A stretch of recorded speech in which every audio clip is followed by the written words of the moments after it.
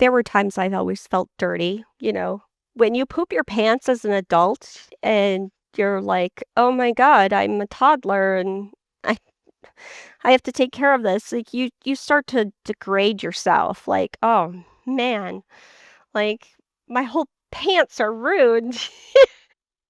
I was always thinner, so I felt like I was okay with who way I looked, but I always felt that I was too thin. So when I would actually put on a little weight, I would get really, really excited, and I was like, "I'm finally being healthy, I'm finally being healthy." I remember dancing around sometimes like that when I put on 2 pounds. But as I as my journey now having an ostomy, I think I'm even sexier now because I don't have anything holding me back, and I have this cool little bag on my belly that nobody else has. It's kind of like another accessory that no one sees. I love to accessorize with glasses and fun, cool things, but at the same time, I look at it as like, this is my lifesaver, and I think I look sexy having a little ostomy bag and, not using the clear one, obviously. But my husband doesn't see it when we're together. He doesn't say anything to me like, uh, "Oh, that's disgusting," or, he doesn't see it. He's like, "I see you." He doesn't faint anymore. No, no, he doesn't faint. No. Oh, yeah. But, he's gotten used to it, and our intimacy has not changed at all because of that, because he loves me.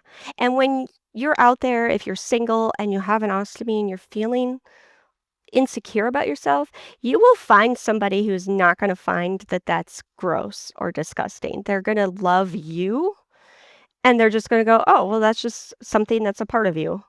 It's like as if we didn't have a leg, you'd have to have a prosthesis. So you just have to there are people who don't look at that as a problem. They just don't. Yeah, it's all about your own mind and keeping yourself strong-willed.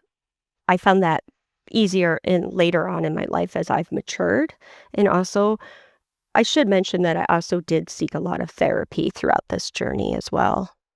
Very important. Very important, and something that I feel is often bypassed almost, especially with IBD. I mean, I was lucky enough that my specialist in the US when I was out in LA also offered me to go see a therapist, actually a therapist specializing in digestive diseases. And I mean, think about that, a specialist, a therapist specializing in IBD. That's fantastic to have people like this. Again, I mean, it's one thing to be seen by a therapist and work with your therapist to work to whatever you're dealing with. But again, to have somebody really focusing on IBD and everything that's associated with it, all these insecurities, the fears, the embarrassment, Yes.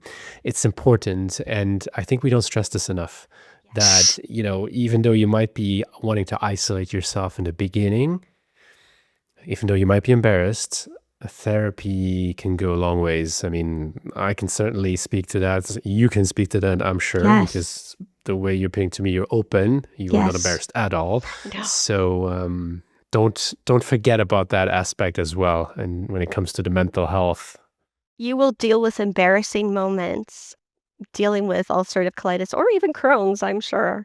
I can only tell you from my experience, but there were one time that I lived in Atlanta, Georgia for a while, and the commute was horrendous. There would be times I'd be in the car for up to 2 hours just trying to get through traffic. There was one time that I really had to go and I wasn't near a bathroom. And I got to my place of business and I parked in the parking structure and I knew I would never make it to the bathroom. I was like, "I'm never gonna make it. I'm not gonna make it." So I had brought my lunch in a grocery bag, that you would get.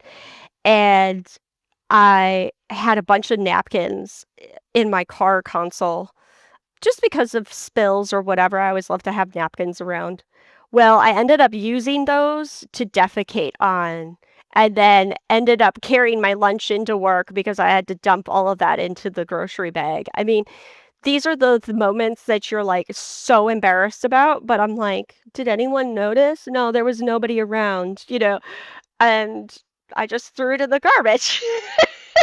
And I went on about my day, and it's just like you Of would be course. super embarrassed, and there's times that I've had, feces on the back of my pants, and someone's noticed, and they're like, "Did you sit in chocolate?" No, I didn't.